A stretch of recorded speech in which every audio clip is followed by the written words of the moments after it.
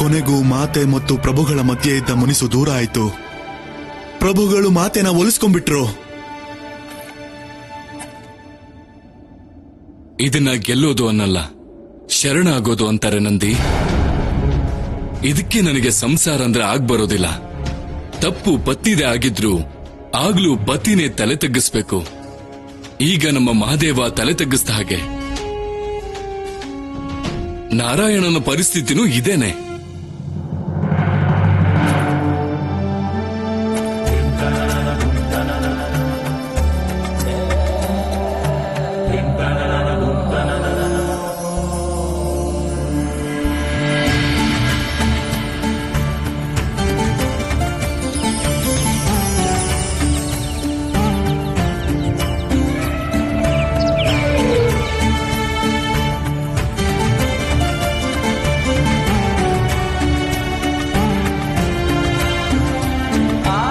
ಶಂಭೋ ಶಂಕರ ಮಹಾದೇವನಿಗೆ ಹರ ಹರ ಮಹಾದೇವ,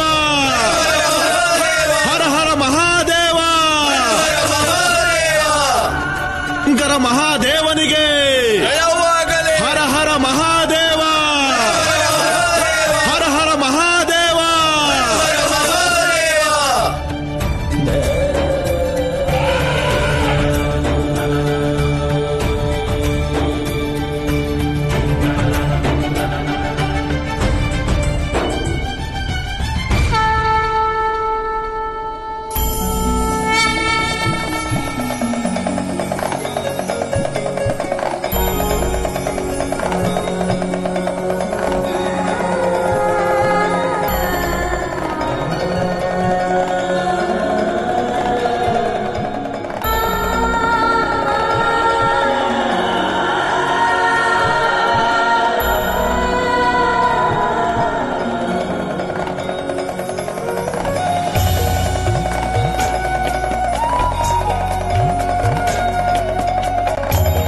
ಸಂಸಾರದ ಕಷ್ಟ ಏನೇ ಇರಲಿ, ಇವತ್ತಿನ ಒಂದು ಸತ್ಯ ಮಾತ್ರ ನಿಶ್ಚಿತ. ಏನದು? ಮಹಾದೇವನ ಢಮರುಗದ ಧ್ವನಿ ಇವತ್ತು ಕೈಲಾಸದಲ್ಲಿ. ಇದು ಶಿವಶಕ್ತಿಯ ಮಹಾಮಿಲನದ ಸಂಕೇತ. ನಾರದ ಮುನಿಗಳ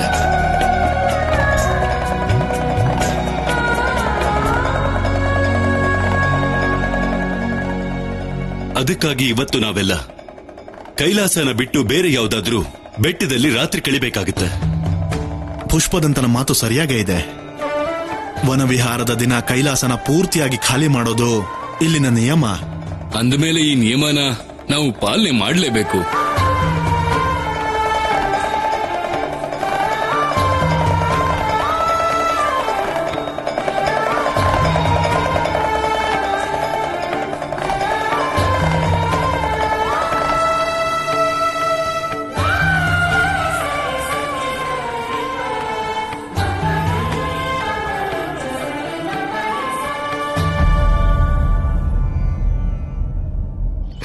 ನನ್ನ ಪ್ರಭುಗೆ ಅವಮಾನ ಆಗಿದೆ. ಭವನ ನಿರ್ಮಾಣ ಮಾಡೋಕೆ ಕೈಲಾಸ ಪೂರ್ತಿ ಖಾಲಿ ಆಗಬೇಕು. ಖಾಲಿ ಮಾಡಿಸಿದ್ರಾಯ್ತು. ಮಹಾದೇವ, ನೀವು ಈ ಕೈಲಾಸ ಬಿಟ್ಟು ಬೇರೆ ಕಡೆ ಹೋಗ್ಬೇಕಾಗತ್ತೆ. ನಾವು ಹೋಗ್ಲೇಬೇಕು ಭೃಂಗಿ. ಏನು ನಾರದ ಮುನಿಗಳೇ, ನೀವು ಇಲ್ಲಿ? ನನಗೇನನ್ಸುತ್ತೆ ಅಂದ್ರೆ ನಿಮ್ಗಿನ್ನು ಕೋಪ ಕಡಿಮೆ ಆಗಿಲ್ಲ. ಹೌದು ನಾರದ ಮುನಿಗಳೇ, ನನ್ನ ಮಹಾದೇವನಿಗೆ ಕೈಲಾಸಕ್ಕಾಗಿರೋ ಅವಮಾನನ ಇನ್ನು ನನ್ನಿಂದ ನೋಡಕ್ಕಾಗಲ್ಲ. ಬೂದಿ ಕೆಳಗ್ ಕೂಡ ಬೆಂಕಿ ಇದ್ದೇ ಇರುತ್ತೆ ಋಷಿ ಭೃಂಗಿ. ಒಂದೇ ಕಿಡಿ ಸಾಕು ಎಲ್ಲವನ್ನ ಭಸ್ಮ ಮಾಡೋಕೆ. ಆದ್ರೆ ಸುಡೋದ್ ಯಾರನ್ನ? ಯಾರಾದ್ರೂ ಶತ್ರುಗಳಿದ್ರೆ ತಾನೆ. ಆದ್ರೆ ಇಲ್ಲಿರೋದು ಶಿವ ಮತ್ತೆ ಪಾರ್ವತಿ ಇಬ್ರೆ.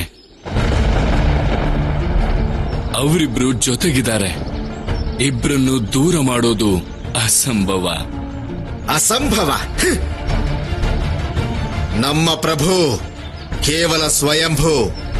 ನಾವೆಲ್ಲರೂ ಕೂಡ ಅವರ ಪರಮ ಭಕ್ತರು. ಅವರ ಸಮಾನ ಬೇರೆ ಯಾರೂ ಇಲ್ಲ ದೇವಋಷಿ. ಇವತ್ತು ಶಿವ ಮತ್ತು ಪಾರ್ವತಿಯ ಮಿಲನ.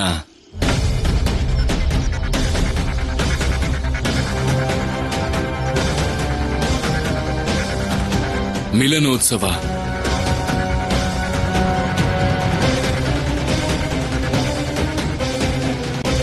ವಿಷಯ ಏನಂದ್ರೆ ಈ ಮಿಲನ ಅವರಿಬ್ಬರನ್ನ ಒಂದು ಮಾಡುತ್ತೆ.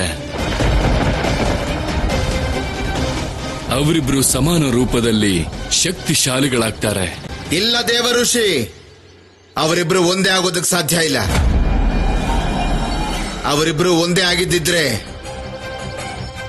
ಇಬ್ರಲ್ಲೂ ಸಾಮ್ಯತೆ ಇರ್ತಾ ಇತ್ತು. ಮಾತೆ ಪಾರ್ವತಿ ಕೈಲಾಸದಲ್ಲಿ ಅರಮನೆ ಕಟ್ಟಿಸ್ತಾ ಇದ್ರೇನು? ಖಂಡಿತ ಇಲ್ಲ. ಯೋಚನೆ ಮಾಡಿ, ಮಾತೆ ಪಾರ್ವತಿ ಈಗೇನಾದ್ರೂ ಉಪಾಯವನ್ನ ಮಾಡಿ ಮಿಲನ ಸ್ವರೂಪದಿಂದ ಅವರಿಗೆ ಸಂತಾನ ಪ್ರಾಪ್ತಿಯಾದ್ರೆ ಆಗ ಏನ್ ಮಾಡ್ತೀರಾ? ಆಗ ಆ ಏಕ ಆಕಾರ ಸ್ವರೂಪನ ನಾನು ಕತ್ತರಿಸಾಕ್ತೀನಿ. ಕತ್ತರಿಸಿ ನನ್ನ ಮಹಾದೇವನ್ನ ಬೇರೆ ಮಾಡ್ತೀನಿ. ಆದ್ರೆ ಮಾತೆ ಪಾರ್ವತಿನ ನಾನು ಪೂಜ್ಯ ಅಂತ ಒಪ್ಕೊಳ್ಳೋದೇ ಇಲ್ಲ, ಯಾವತ್ತೂ ಒಪ್ಕೊಳ್ಳೋದಿಲ್ಲ.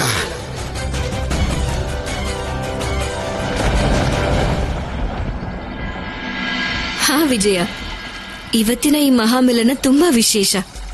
ಇವತ್ತು ನನ್ನ ಶೃಂಗಾರನೂ ಅಷ್ಟೇ ವಿಶೇಷವಾಗಿರ್ಬೇಕು. ಇವತ್ತು ನನ್ನ ಬಳೆಗಳು, ನನ್ನ ಗೆಜ್ಜೆ, ಕಂಠಹಾರ ಎಲ್ಲ ವಿಶೇಷವಾಗಿರ್ಬೇಕು. ಹಾ ಪಾರ್ವತಿ, ಅರ್ಥ ಆಯ್ತು. ಎಲ್ಲ ವಿಶೇಷನೇ ಆಗಿರತ್ತೆ, ಅತಿ ವಿಶೇಷ. ಮತ್ತೆ ವಿಜಯ, ಎಲ್ಲಕ್ಕಿಂತ ವಿಶೇಷ ಏನು ಅಂದ್ರೆ ನಮ್ಮ ಸಖಿ ಪಾರ್ವತಿ ಒಂದೇ ದಿನದಲ್ಲಿ ಮಹಾದೇವಂಗೆ ಗೃಹಸ್ಥಾಶ್ರಮದ ಪೂರ್ತಿ ವರ್ಣಮಾಲೆ ಕಲ್ಸ್ಬಿಟ್ಲು. ಸತ್ಯ ಹೇಳ್ದೆ ಜಯ. ಅಂದಹಾಗೆ ನಿನ್ನೆ ನೀನು ಎಷ್ಟು ಸಿಟ್ ಮಾಡ್ಕೊಂಡಿದ್ದೆ ಮಹಾದೇವನ್ ಮೇಲೆ? ನಾವು ಪತಿ ಪತ್ನಿ ವಿಜಯ. ಸಿಟ್ಟು ಮಾಡ್ಕೊಂಡ್ರು ಕೂಡ ನಾವು ಒಬ್ರಿಂದ ಒಬ್ರು ಬಹಳ ದೂರ ಇರೋಕೆ ಸಾಧ್ಯ ಇಲ್ಲ.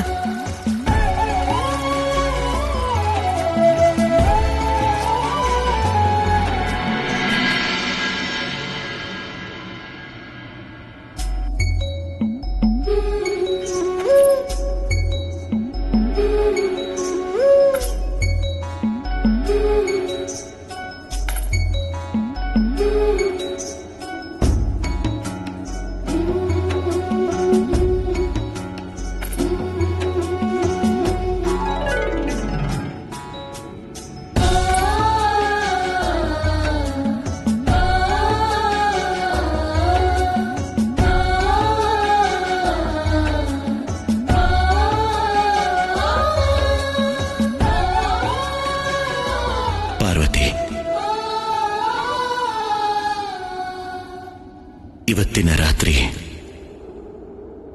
ಮಿಲನದ ರಾತ್ರಿ. ಶಿವ ಮತ್ತು ಶಕ್ತಿಯ ಮಿಲನದ ರಾತ್ರಿ.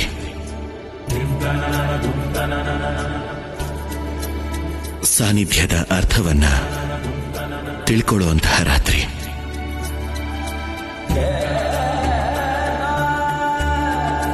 ಪುರುಷ ಮತ್ತು ಪ್ರಕೃತಿಯ ಸತ್ಯದ ಸ್ವರೂಪವನ್ನ ನೋಡುವಂತಹ ರಾತ್ರಿ.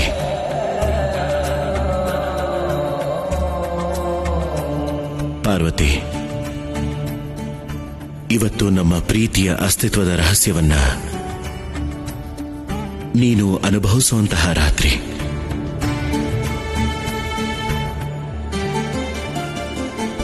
ಅಸ್ತಿತ್ವದ ರಹಸ್ಯನ? ಹೌದು ಪಾರ್ವತಿ. ಪ್ರತಿ ರೂಪದಲ್ಲೂ ನಾವು ಮತ್ತೆ ಮತ್ತೆ ಸೇರ್ತಾನೆ ಇದ್ದೀವಿ, ಆದರೆ ಮತ್ತೆ ಮತ್ತೆ ದೂರನೂ ಆಗ್ತಿದ್ದೀವಿ. ಆದರೆ ಇವತ್ತು ಮಿಲನ ಮತ್ತು ಬೇರೆ ಆಗೋ ಈ ಸಂದರ್ಭಕ್ಕೆ ಅವಕಾಶ ಕೊಡದ ಹಾಗೆ ಈ ಪ್ರಕ್ರಿಯೆಯನ್ನ ಸಮಾಪ್ತಿ ಮಾಡಬೇಕು.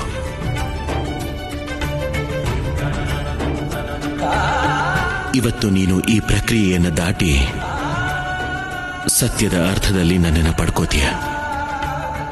ಹಾಗೆ ಸದಾ ಕಾಲಕ್ಕೂ ಈ ಶಿವನ ಅರ್ಧಾಂಗಿ ಆಗ್ತೀಯ.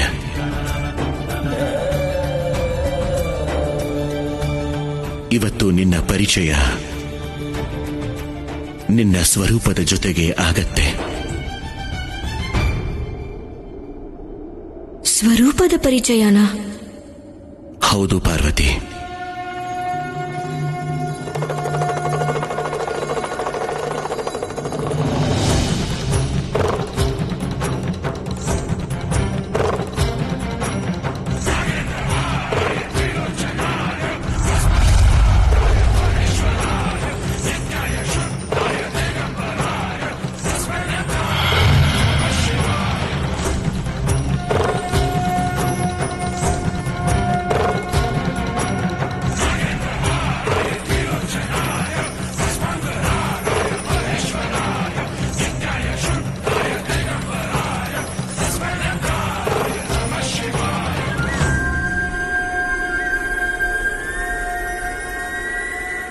ನಾನೇ ಪುರುಷ, ನಾನೇ ಸ್ತ್ರೀ,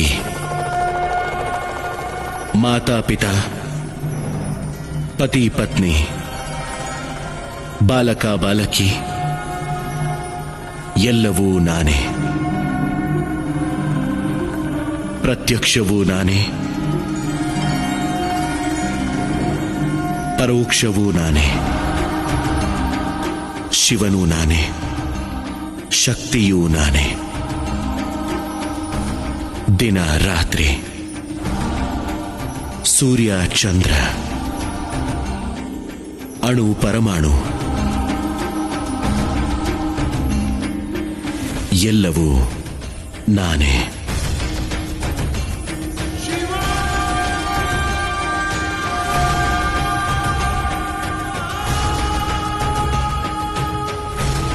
ಸೃಷ್ಟಿಯೂ ನಾನೇ, ಸಂಹಾರವೂ ನಾನೇ.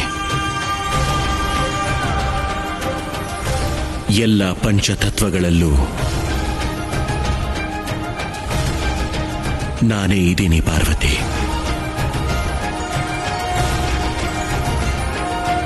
ಇವೆಲ್ಲದರಲ್ಲೂ ಸೇರ್ಕೊಂಡಿರೋ ಆ ಉಸಿರು, ಆ ಪ್ರಾಣ ನಾನೇ. ಪರಬ್ರಹ್ಮ, ಪರಮಜ್ಞಾನ, ಪರಮಶಕ್ತಿ ನಾನೇ. ಕೇವಲ ನಾನೇ.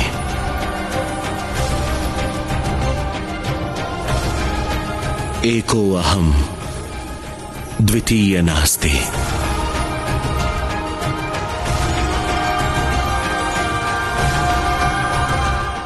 ಇವತ್ತು ಇದೇ ಅಸ್ತಿತ್ವದ ಒಳಗೆ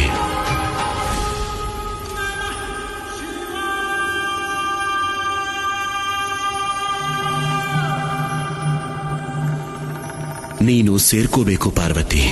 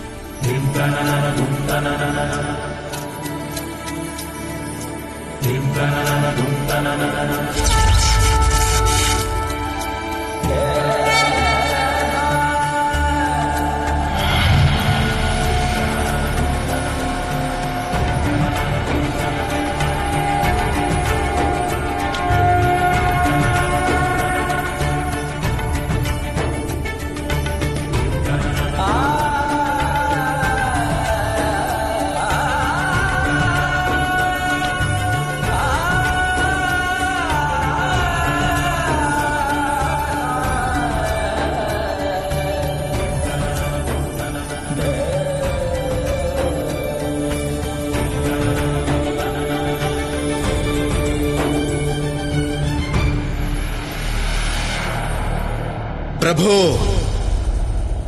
ಇವತ್ತು ನಾನು ನಿಮ್ಮ ಮೂರನೇ ಕಣ್ಣಿನ ಬೆಂಕಿನ ಬೇಕಿದ್ರೂ ಸಹಿಸ್ಕೋತೀನಿ, ಆದ್ರೆ ಈ ಮಹಾಮಿಲನ ಆಗೋದಕ್ಕೆ ಬಿಡೋದಿಲ್ಲ.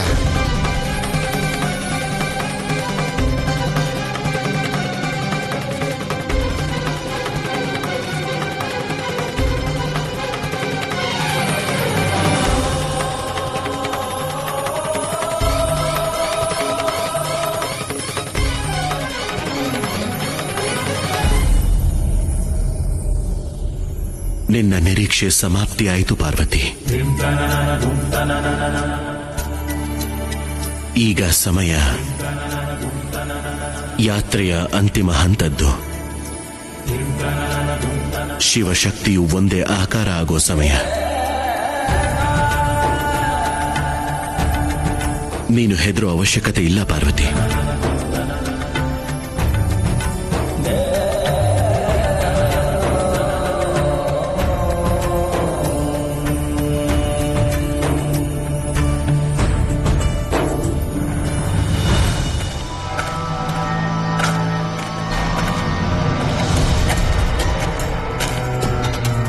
ಯಾರಲ್ಲಿ? ಯಾರು? ಋಷಿ ಭೃಂಗಿ ಎಲ್ಲಿ?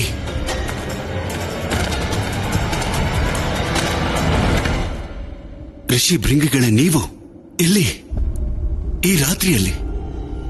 ಇವತ್ತು ಮಹಾದೇವನ ಮಹಾಮಿಲನದ ರಾತ್ರಿ, ಹಾಗಾಗಿ ಇಲ್ಲಿ ಯಾರಿಗೂ ಪ್ರವೇಶ ಇಲ್ಲ. ಉಳಿಸ್ಕೋಬೇಕು ನಮ್ಮ ಕೈಲಾಸನ.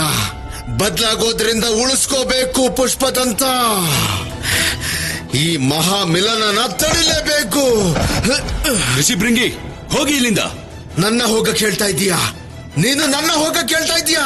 ಬಾಯ್ ಬಾಯ್ ಬಡ್ಕೊಂಡು ಹೇಳ್ತಾ ಇದ್ದೀನಿ, ಎಲ್ಲ ಹಾಳಾಗಿ ಹೋಗ್ಬಿಡುತ್ತೆ, ಎಲ್ಲ ಬದಲಾಗಿ ಹೋಗುತ್ತೆ. ನನ್ನ ಕ್ಷಮಿಸಿ ಋಷಿವರ್ಯ. ಇದರಿಂದ ಮುಂದೆ ನೀವೀಗ ನನ್ನ ಶವದ ಮೇಲೆ ನಡ್ಕೊಂಡು ಹೋಗ್ಬೇಕು. ಪುಷ್ಪದಂತ, ನಾನು ಹೋಗೋದನ್ನ ಯಾರಿಂದನೂ ತಡೆಯಕ್ ಸಾಧ್ಯ ಇಲ್ಲ. ಸ್ವಯಂ ಮಹಾದೇವನಿಗೂ ಕೂಡ ಸಾಧ್ಯ ಇಲ್ಲ.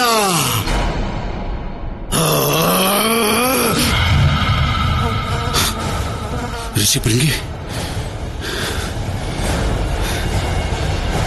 ನಂದಿನ ಕರೀಲೇಬೇಕು.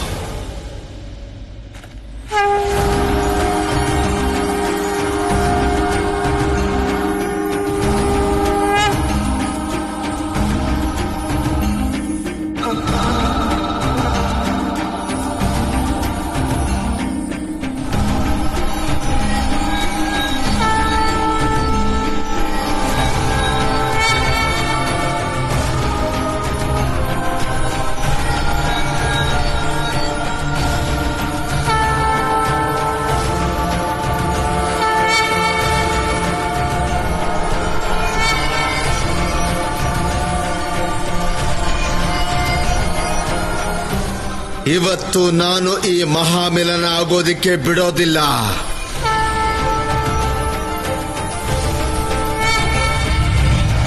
ಅದಕ್ಕೋಸ್ಕರ ನಾನಿವತ್ತು ನನ್ನ ಪ್ರಾಣ ಬೇಕಿದ್ರೂ ಬಲಿ ಕೊಡ್ತೀನಿ.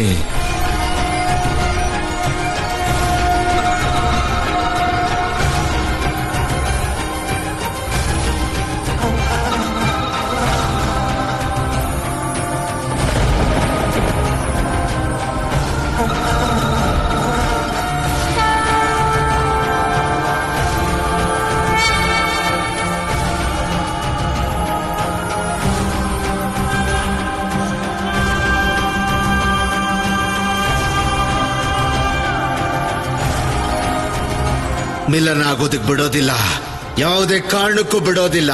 ನನ್ನ ಮಹಾದೇವನಿಂದ ಮಾತೆ ಪಾರ್ವತಿನ ಖಂಡಿತ ಬೇರೆ ಮಾಡ್ತೀನಿ.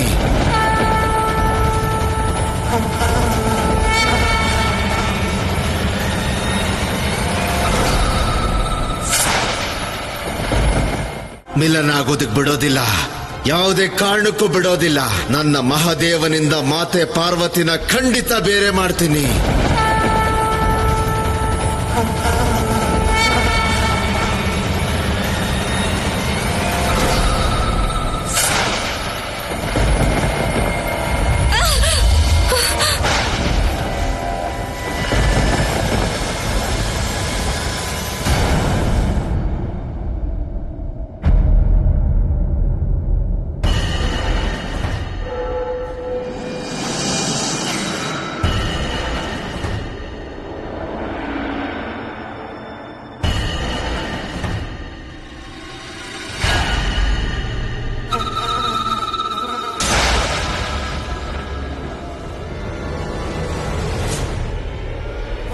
ಋಷಿ ಭೃಂಗಿ, ಮಾತೆಗೆ ಇವತ್ತು ನೀನ್ ಮಾಡಿರೋ ಅವಮಾನ ಮಿತಿ ಮೀರಿದೆ. ನನ್ನ ಶಾಪದ ದಂಡನೆ ಸ್ವೀಕರಿಸೋಕೆ ಸಿದ್ಧನಾಗು.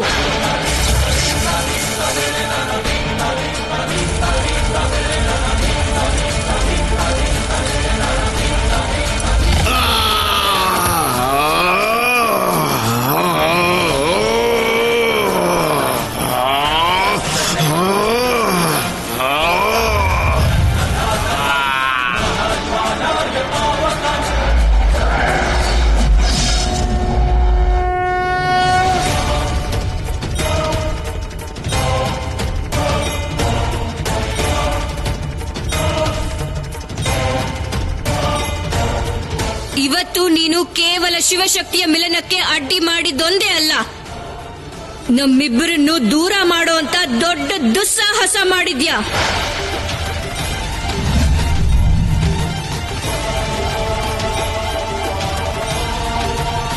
ಸುಮ್ನಿರು ಪಾರ್ವತಿ. ನನ್ನ ತಡಿಬೇಡಿ ನೀವು.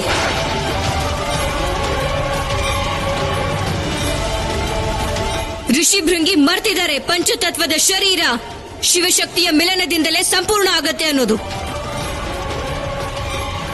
ಪುರುಷ ತತ್ವದಿಂದ ಅಸ್ಥಿ ಮೂಳೆಗಳಂತ ಕಠೋರ ತತ್ವ ಪ್ರಾಪ್ತಿಯಾದ್ರೆ ರಕ್ತ ಮಜ್ಜೆಗಳಂತ ಕೋಮಲ ತತ್ವ ಶಕ್ತಿಯಿಂದ ಪ್ರಾಪ್ತಿಯಾಗತ್ತೆ.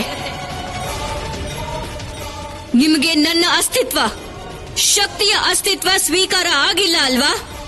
ಇದಕ್ಕೆ ನನ್ನ ಶಾಪ. ನಿಮ್ಮ ಶರೀರದ ಕೋಮಲ ತತ್ವಗಳು ನಾಶ ಆಗಿದೆ.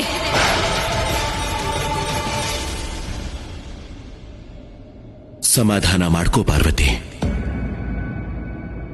ಇದು ಕೈಲಾಸ. ಕೈಲಾಸದಲ್ಲಿ ಕೋಪಕ್ಕೆ ಯಾವ ಸ್ಥಾನವೂ ಇಲ್ಲ. ಕೋಪಕ್ಕೆ ಸ್ಥಾನ ಇಲ್ವಾ?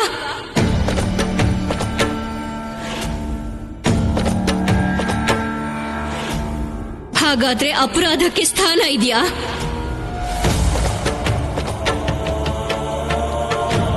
ಎಷ್ಟು ವಿಚಿತ್ರ ಅಲ್ವಾ ಇದು? ನಿಮ್ಮ ಪ್ರೀತಿಯ ಸಖಿ, ನಿಮ್ಮ ಪಾರ್ವತಿ, ನಿಮ್ಮ ಪತ್ನಿಯನ್ನ ನಿಮ್ಮಿಂದ ಬೇರೆ ಮಾಡಿ ದೂರ ಮಾಡೋ ಪ್ರಯತ್ನ ಮಾಡಿದ್ರೆ ನಾನು ಅವ್ರನ್ನ ಕ್ಷಮಿಸ್ಬೇಕಾ? ಇಲ್ಲ ಮಹಾದೇವ.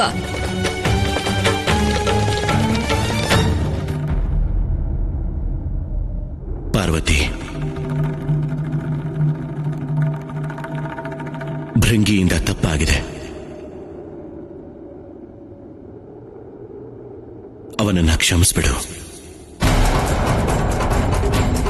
ಋಷಿ ಭೃಂಗಿ ಪತಿ ಪತ್ನಿಯ ಅಂತರಂಗದ ಮರ್ಯಾದೆಗೆ ಅವಮಾನ ಮಾಡಿದ್ದಾರೆ. ಅವರನ್ನ ಕ್ಷಮಿಸ್ಬೇಕಾ?